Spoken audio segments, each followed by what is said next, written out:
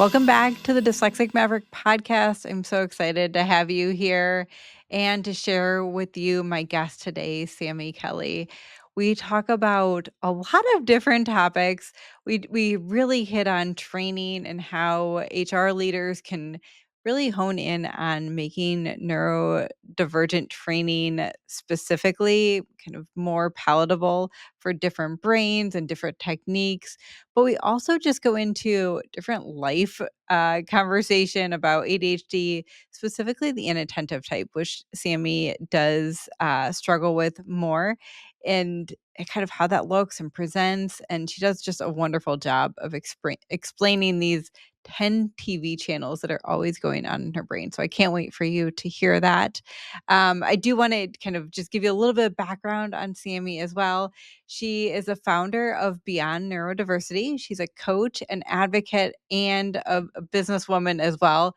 And she understands the unique challenges that come with being neurodivergent in the workplace.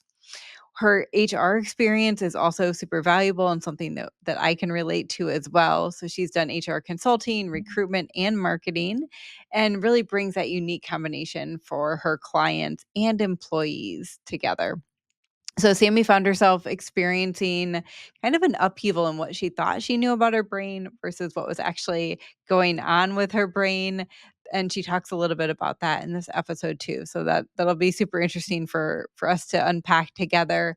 So now she has the opportunity to really take all of her experiences about neurodiversity in the workplace and her own personal experiences, and she does public speaking and training now through the Beyond Neurodiversity company that she founded, along with the consulting. And so I'm just so excited for you to hear from her today and really just kind of unpack and explore a little bit more about how all of these things relate to the workplace and some of her personal experiences. So let's jump right in. Hi, Sammie. Welcome to the Dyslexic Maverick podcast. I'm so excited for you to be here today. Oh my gosh, thank you for having me. I'm so excited to be here. Yeah, I love it. So, one of the first questions I always ask people is, what are you drinking? Because all of us neurodivergent brains always have at least one or two drinks hanging around us.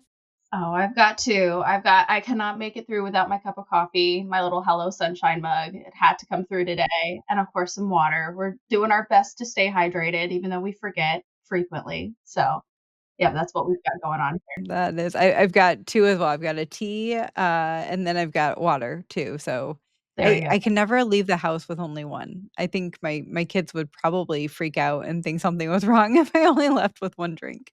Yeah, you got to have a fun one. You've got to have a caffeinated one. You've got to have a hydrating one. Absolutely.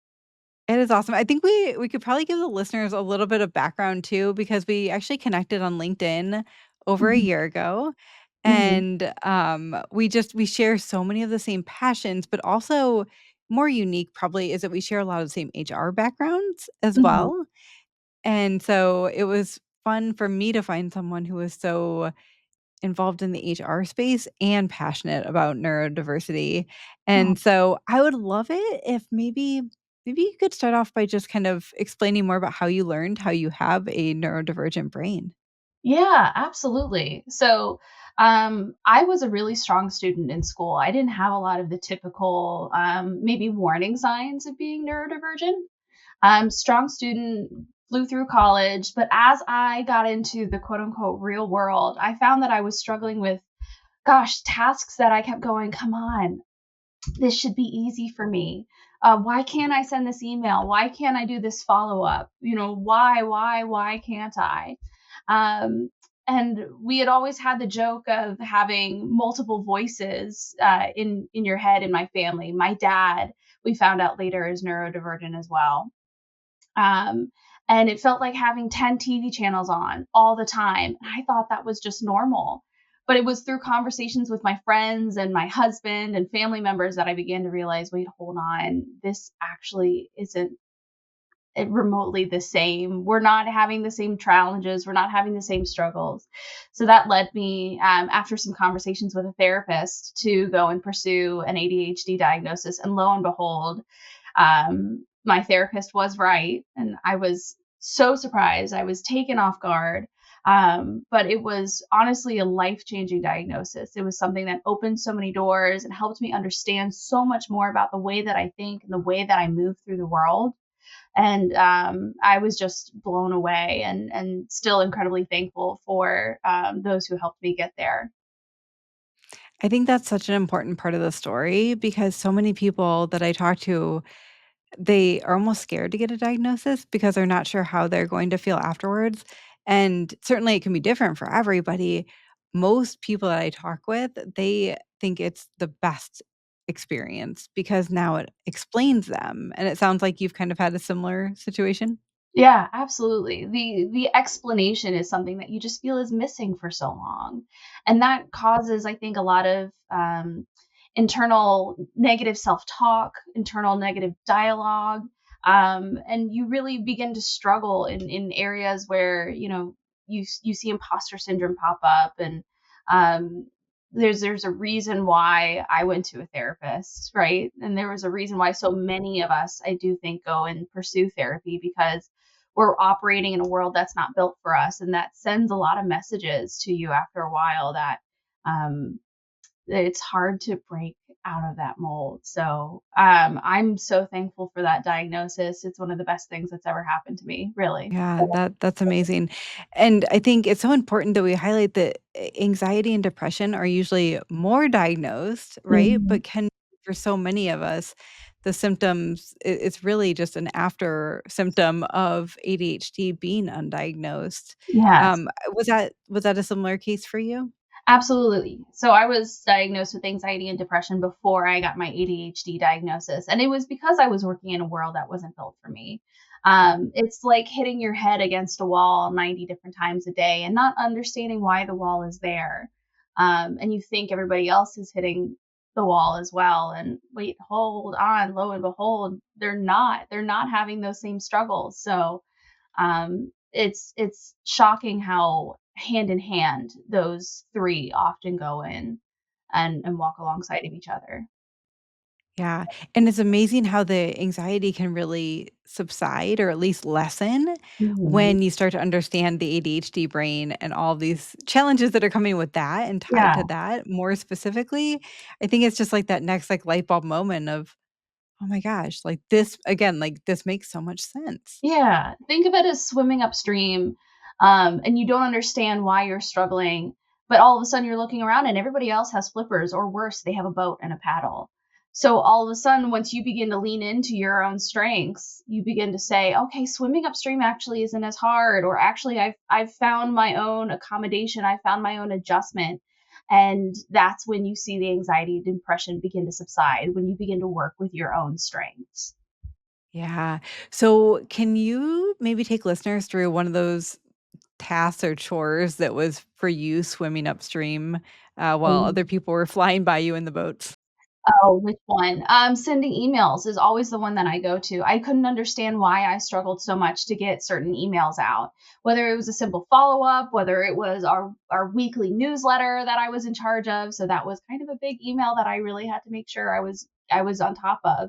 And it was once I realized I had ADHD, it was building in the reminders and building in the structure, but also being able to work with my own internal self talk and realize it's okay if this isn't perfect. It's okay if I just need to get this out. Or maybe it's habit stacking so that I could tackle one habit or tackle one task and say, okay, great. I've got that task done while I'm riding the high of this dopamine. I'm going to go ahead and tackle this email.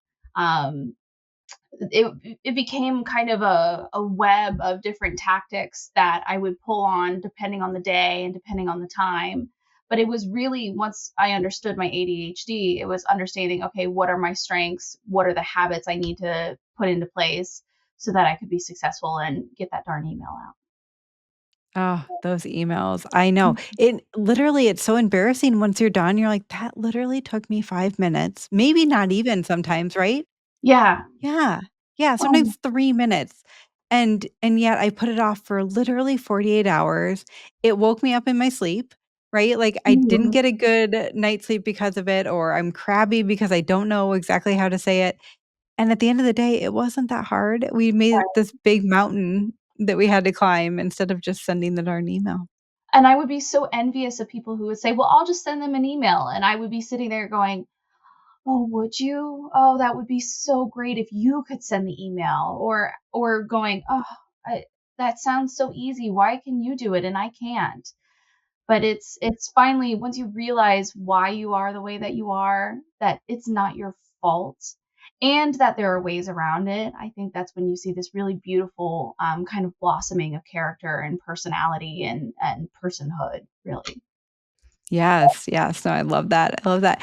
Looking back, were there other symptoms that you were fighting that you had no idea maybe were correlated to ADHD, but now looking back, you're like, oh, that makes total sense now? Ooh, so the 10 TV channels for sure. Just how loud my brain sounded, not understanding that everybody else wasn't, humming the same song over and over.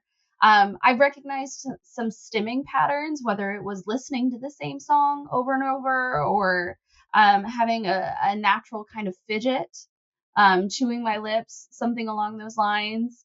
But also the way that I attack puzzles. I don't want to say that, my ADHD only showed up in my weaknesses or my challenges, but my ADHD showed up in my strengths. The way that my brain worked incredibly quickly, my drive for competition, right? Some of these things were actually really wonderful benefits of my ADHD. And so that has followed me since the time I was young. I love hearing the strengths too. So many times we focus on the challenges, and certainly ADHD brains have enough challenges to go Yeah. around, but we have so many strengths too. I know one that's not talked about, especially probably for women as much, but I've always been a risk taker. And Ah, and so looking back, I used to race go-karts growing up, and I would go literally 110 miles an hour when I was 13 years old. Like, it's crazy thinking back that my parents even let me do that. that's Um, wild. but it scratched the itch of that, like, adrenaline-seeking, Mhm. risk-taking behavior, and it probably, looking back, kept me out of some other trouble too that I would've probably been attention-seeking or, thrill-seeking in some other way. Um, but they maybe intuitively knew that that was something that I needed, Mm. and I was good at it, right? Like, it was kinda like that natural, no fear type of personality that, it worked to my benefit as well. But it is fun to look back and kind of see how that all plays out. Yeah, you have some questions, I think, when you look back and you begin to go, "Was that my personality? Was that ADHD? Was that peer pressure? I'm not sure." Yeah. Yeah, exactly. And even to the extent of, like the risk taking of starting your own business. So I know that Yeah. you're starting your own business focused on neurodiversity in the workplace, which is so exciting. Can you tell us a little bit more about that? Yeah, so Beyond Neurodiversity is an organization that helps employee oriented businesses, companies, organizations help build neuro inclusive environments so that they can be seen as employers of choice in what's a really difficult labor market today, right? So, through coaching, training, and development, that's how we're able to essentially work with organizations to eliminate the stigma around neurodiversity and be able to give them the language, the background, and the tools that they need to better understand and discuss neurodiversity in the workplace. The number of speeches I've given or talks that I've given when I've had people walk up to me and go, I never felt so seen, or oh my gosh, for once, I'm just so glad to hear this in a professional setting, was really what drove me there in the first place because there are so many of us, right? It's estimated about 15 to 20% of the world is neurodivergent. And it's not something that's being talked about. And so that's really the mission and the heart behind Beyond Neurodiversity, is to help individuals feel seen and heard in the workplace so that they can stay in the jobs that they love or so that they can find the stability in life that maybe isn't necessarily always easier for them to find. Yeah, I think that is so important. I was actually just speaking with a client about this the other day about if you can create a workplace that's safe and they feel supported as a Yeah, neurodivergent brain, you are going to be so much more sticky. I think everybody's more sticky, right? If you yeah, feel safe and secure and that psychological safety in the workplace is absolutely important. But for neurodivergent people, it's even to a greater level because so many employers don't understand and don't know yet how to support neurodivergent brains, if you can create that as an HR leader or just a leader in an organization, you are going to have really, really sticky people because Yeah, they're probably not gonna take the chance of getting something that great at their next job, and it matters less about pay and some of the other things and more about how they're supported and able mhm. to flourish, and those ADHD brains and dyslexic brains, they're so powerful when you Yeah, let them go and run and just really kind of embrace that creativity, I think. absolutely. It is shown that neurodivergent people, when they find a home, for lack of a better phrase, that they are more likely to stay, and then they become some of the most loyal employees. They become your brand ambassadors. They become those people that you want to have working for you. So yeah, building these environments, which honestly to me sounds easy, but I know that I'm coming from a position of knowledge. Um, some of these environments, if you can spend the time building them, they're small changes, they're low cost changes, and they have a huge impact on your employees. They really do. They really do. And I think of the ripple effect too sometimes of Yeah, one manager learning how to embrace their ADHD, team member, whoever it is, but then how they can apply that to other people on their team because it generally helps everybody. What we're doing helps the greater good.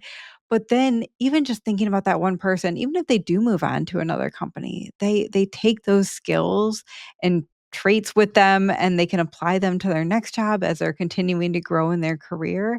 And so that ripple effect is so much larger than any one manager or any one person, I think. you talk about the ripple effect, and you explain it beautifully.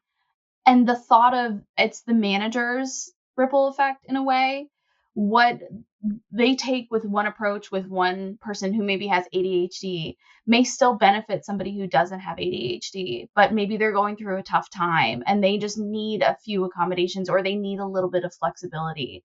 So it's not that these accommodations or changes or small little tweaks are just for the neurodivergent community, but really they benefit everybody. They really do. They really do. And I've seen in workplaces where it's not even the manager and the employee that we're working with, that other people around in the group, Yeah. just literally by like osmosis of being in proximity, they start to pick up these same tools and they're like, well, that works for that team. Why don't we just try that? Yeah. And it's just again this ripple effect that spreads so far and wide. And again, then they take it to their homes, they take it to their relationships. It starts in the workplace for the work that we do, but it goes so far beyond even just the workplace for us, and I know as employers, we're always trying to get our people to really embrace the work, but then also to have those happy and successful relationships outside to make sure that they are coming in fulfilled into the workday as well. So, I would love to know what are some of the things that you've done in your career that have helped, like maybe just small improvements that kind of help you focus throughout the day or help keep you on track? Something that maybe you could share with our listeners. Wow. I'm still perfecting this, right? This is an ever evolving process. For me, it's sometimes time blocking has been one of the best ways of doing it, especially if I know that I've got a task I might be avoiding or trying to hide from. Time blocking and just utilizing that so that I know, all right, I'm setting aside the time, I'm going to dive into it. Oh gosh, what are other traits? Really, it's been the way that I work with other people.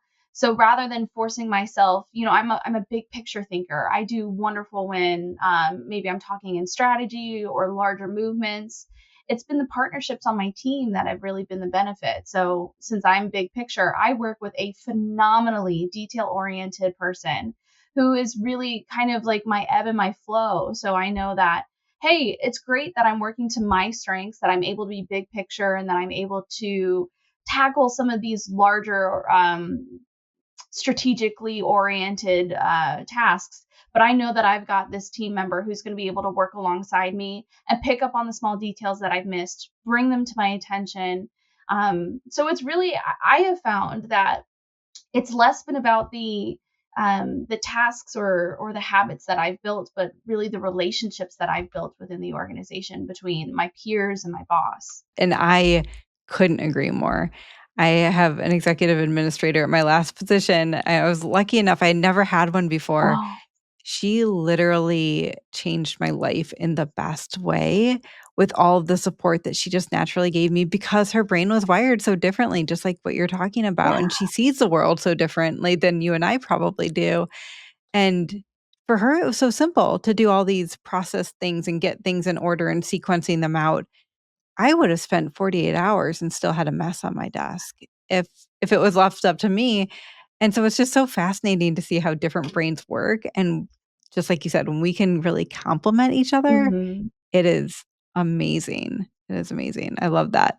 Um, so switching more, I know you do a lot of trainings. Mhm. Are there specific things that you do during your trainings to maybe make them more neuro inclusive for your audiences and your That's employees? a great question. So I don't have control over the space all of the time, right? Because oftentimes it's at a conference or it's in another client's space.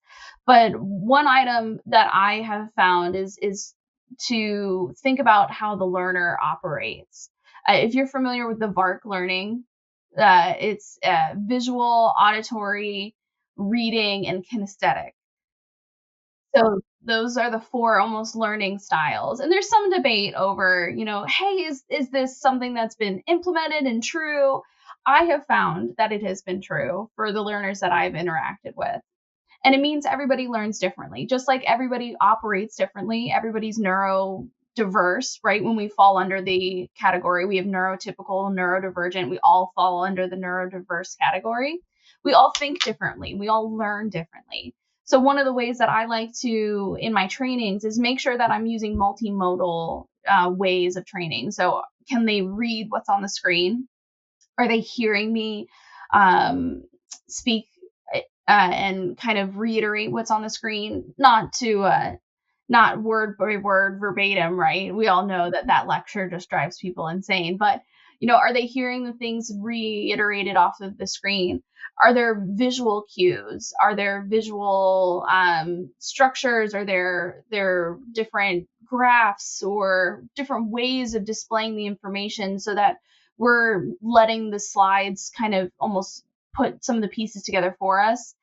And then is there an opportunity for people to get up and move or to try out some of what we're learning? Is it turning to a partner and learning how to maybe ask a little bit about how somebody communicates, especially if they communicate in a different way?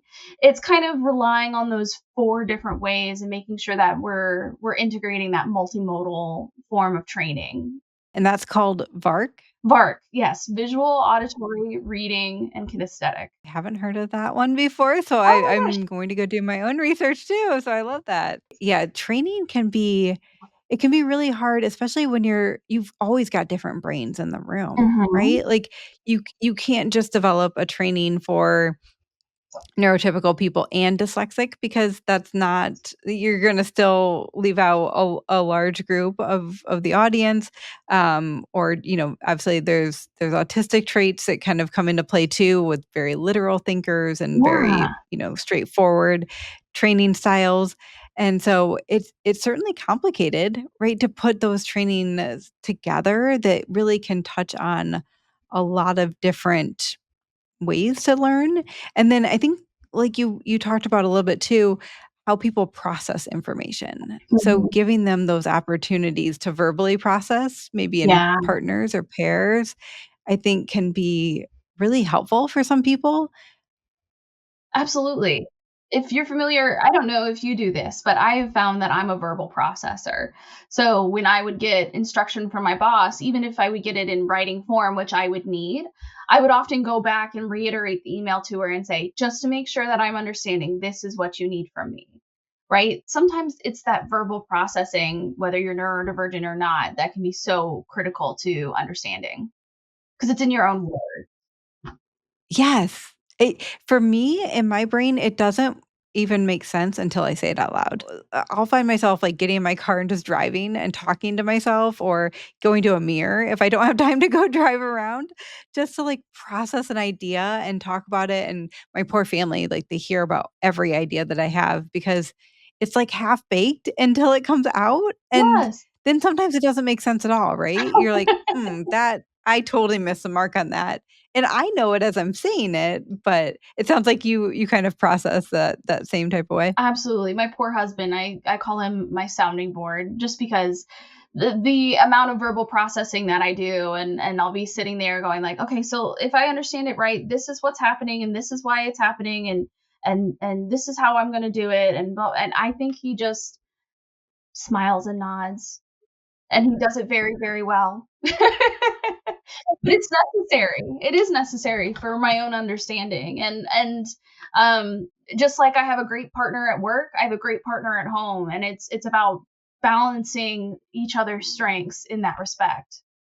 You know, one of the funniest things I've heard you talk about, and you really I think you were the first one to bring this to light for me, but when you ask your husband, "What is he thinking?" and he said, "Nothing," Oh. I had no idea that there were people in this world that were literally not thinking about anything at a given time. That's the 10 TV channels. That was one of the clearest, indicators of, "Okay, I am thinking differently. I might be neurodivergent," because I would ask my husband, "What are you thinking?" And nothing I never thought was an acceptable answer because surely you must always be thinking something, especially if you're as loud as I am in my own head. But so that was my own moment of going, "Okay, wow, people do think differently. They do operate differently." Um, yeah, and it's also I had to check myself a little bit as well. And so normally you'd think of people kind of um, questioning or challenging your neurodiversity. I was questioning and challenging his neurotypicalness. So I had to make some adjustments and go, okay, so there are times where he's simply thinking nothing and that's okay. Or there are times where he's just maybe a little quieter and that's okay. There's an ebb and flow in terms of the understanding of each person and their own neurodiversity. When you said that, I instantly was thinking, "Oh my gosh, I have to give my husband so much more grace going forward," because I took it personally. I thought, "Well, Yeah. he's gotta be thinking of at least 3 or 4 different things right now, and he just doesn't wanna share them with me." And you brought it to light that that may not be the case at all. But And so I so appreciate that. that might have been our own defensiveness, right? Coming to a head and boiling up. We've spent so much of our lives having to defend how we think or how we work, especially when we didn't know or didn't have a diagnosis. And that might have been our own what's the best way of saying this? Our own defensiveness, our own self-protection coming up.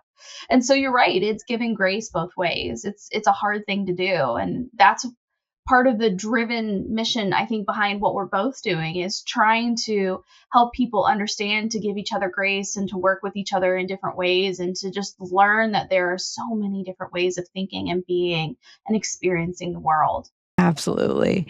And I think just the more that we talk about it and share that these quirky little things that we didn't even know existed do exist, Yeah. it brings so much life to the conversation. And then I think about the next generation of, up and coming workforce and Gen Z who has, I think, so much more to offer with the neurodiversity Yeah. aspect coming into the workplace just because they're more educated, they've grown up with it. I think I saw a statistic that like 40% of Gen Z at least somewhat relate to a neurodivergent condition. I mean, Wow. that is huge. And honestly, that number feels more accurate than the 20% that I think we can safely say.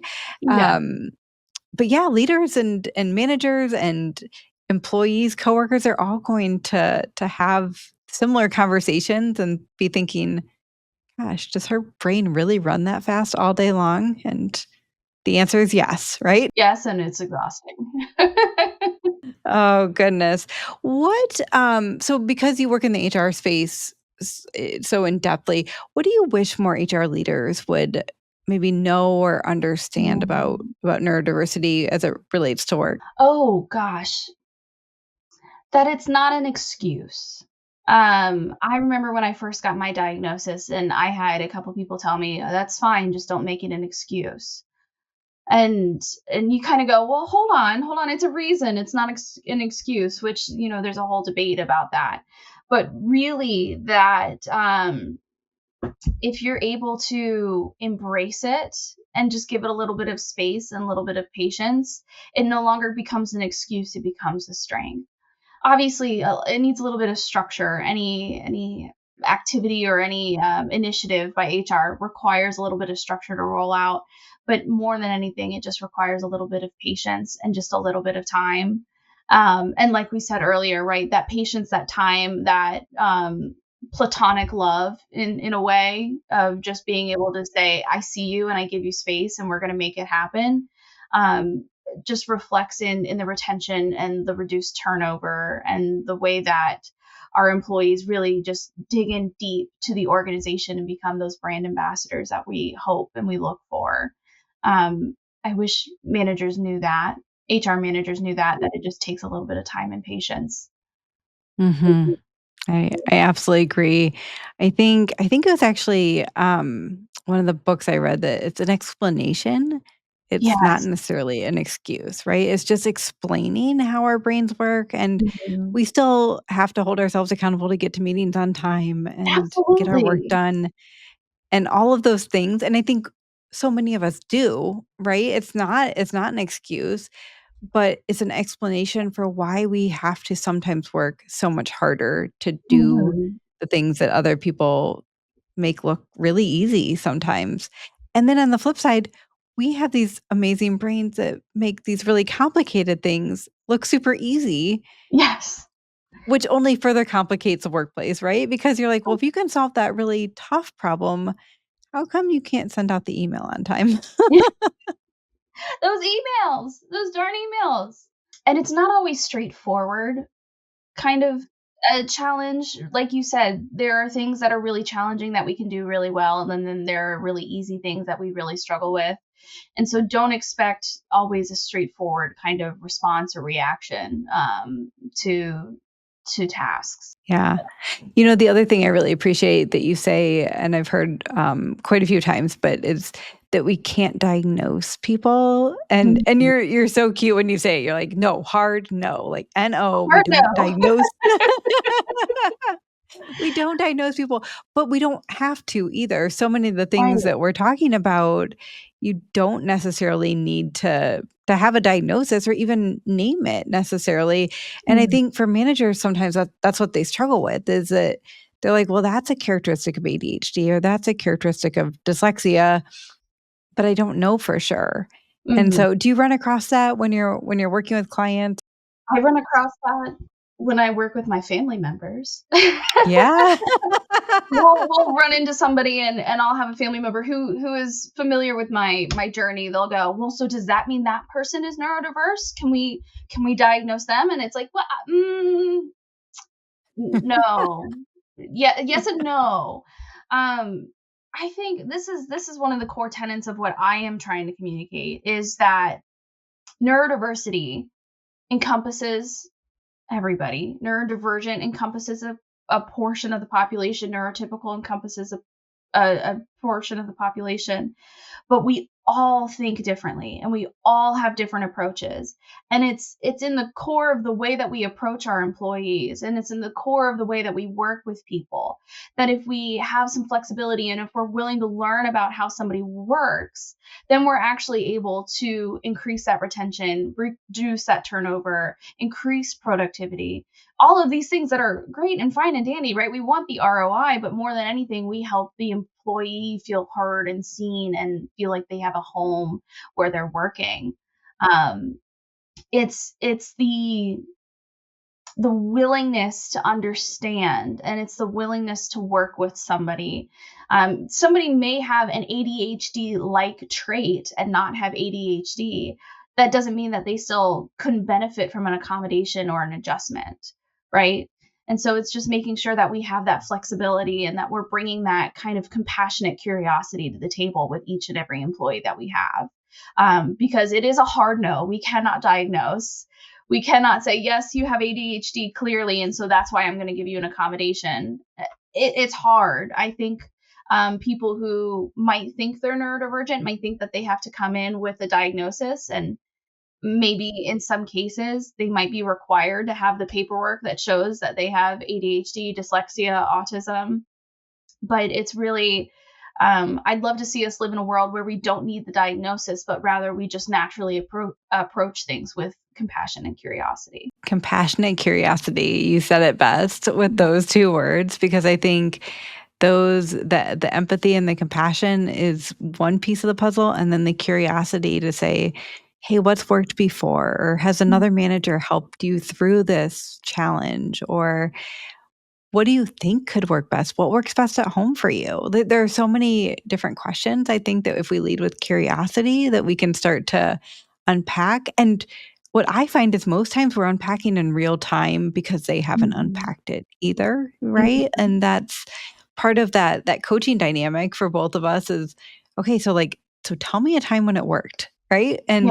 And start to look there and start to unpack what that looked like and what were the ingredients in that situation that made it work. So, um, it's fun, right? And I think ADHD people are so curious naturally that it just Mhm. comes like, we're like, "Of course we're gonna be curious." Like, is there another way to be?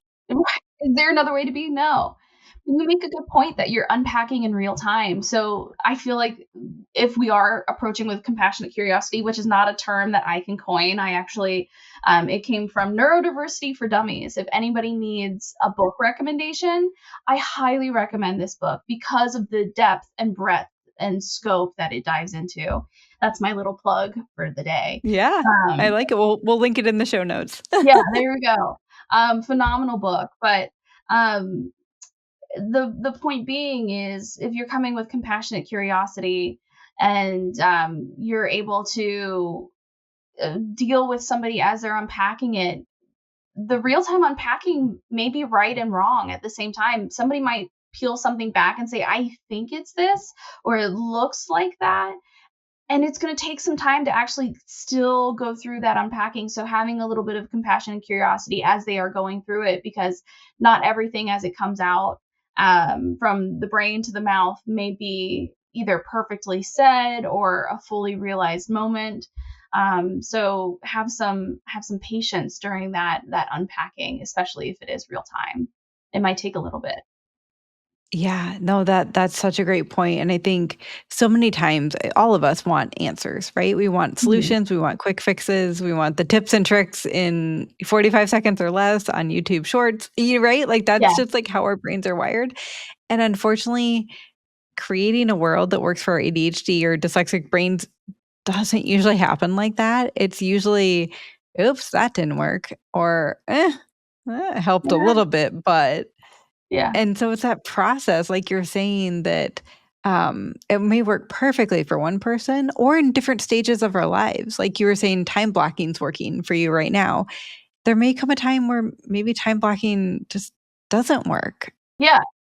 It hasn't always worked for me, and that part of it was, a psychotherapy piece of it, and having to go through therapy and having to unpack why things weren't happening. We're complicated creatures, and when you weave in the anxiety and depression and other, mental health challenges that might come along with neurodiversity, it's just gonna take some time, and it's gonna take a lot of talking, a lot of, peeling back the onion, for lack of a better phrase. It just takes.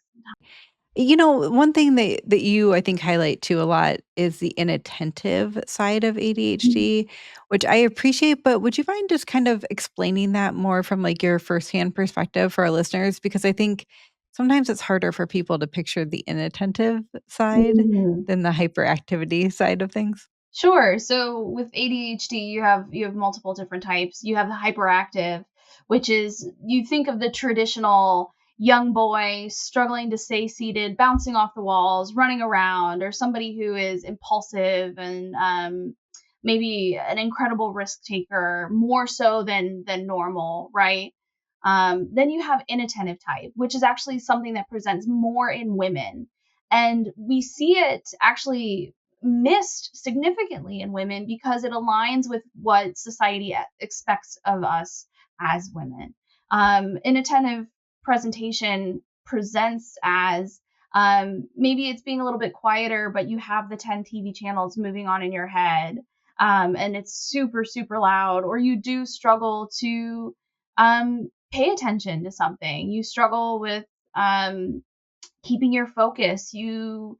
Oh gosh, I'm trying to go through the long list of challenges in my head and trying to determine what's mine and what's something that's naturally with inattentive. But those are some of the two main hallmarks of inattentive ADHD. Is the overactive, instead of the hyperactivity being external, it's all internal. But because naturally you don't see it, and it's harder to diagnose that way, it's often missed. It's so true with so many of the young women I work with, and they're like, "Well, no, I just have anxiety," and I can see it, right? Mm. Like, I can see how fast their brains are computing and how lost and overwhelmed they are and exhausted trying to get their brains to calm down so many times. And I think a lot of times we just think, well, we've got a lot going on, right? We're mothers and we're successful professionals and we've got all these juggling priorities and we're trying to keep the house together and we're in relationships and all these things. Yeah, And yes, those are all hard to manage for everyone, but for some of us, it truly is that overwhelming piece that the 10 TV channels, like you're saying, yeah. that don't ever pause, right? They're Mhm. always going at the same time, which if a neurotypical can picture that, I think that they have a pretty good idea of inattentive ADHD and that hyperactive mental component. Yeah. Sammy, well, it's been such a pleasure talking with you. I'd love to Oh. wrap up with just like one life hack. So not necessarily workplace, but just Mhm. one thing that maybe you could pass along to our listeners of something that helps you kind of manage your ADHD or something that's kind of helped you get through, during some of the harder times that maybe will resonate with some of us. Mm. For me, I am very transparent about my ADHD. Um, Life hacks sometimes do and do not work. Again, to my ADHD, I'm not able to stay the most consistent with a lot of my tips and tricks. But for me, one of the things that I have found to be the most powerful is being open and transparent about my ADHD with people that I'm working with. That life hack has actually built a lot of beautiful relationships. As I've helped onboard new team members, I've been very open and I've had people say, oh, well, my husband has this, or, oh, I have ADHD as well, but I just didn't think I could talk about it, or X or Y or Z. And you end up building relationships like the one that I have with my team member at work, where you can ebb and flow based on each other's needs. And that openness, that transparency just gets you a little bit further. That's a life hack for me. It's not a life hack for everybody. There are some environments that, maybe don't embrace it as much. Maybe neurodiversity isn't as welcomed. So that's something that you have to kind of take with a grain of salt, approach with your own judgment. But I find that the more open that I'm able to be, the more that people are able to kind of meet me where I'm at and ebb and flow with me.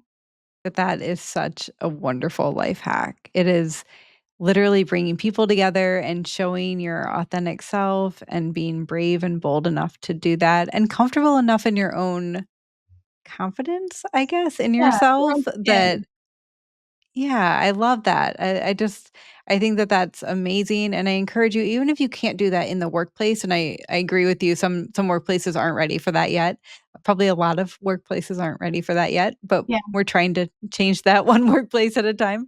Um, but even if you can't do it in the workplace, if you have a safe friend to talk with or, a parent, on a soccer team that you converse with, anything that you can anytime you can share it, I think it helps, and I can only imagine you'll be surprised by the responses you get because I have the exact same responses when I share it with people of, "Oh my gosh, yes," and or, "No, tell me more," and so Mhm. it either way, it usually leads to more conversation and just more awareness, so I love that.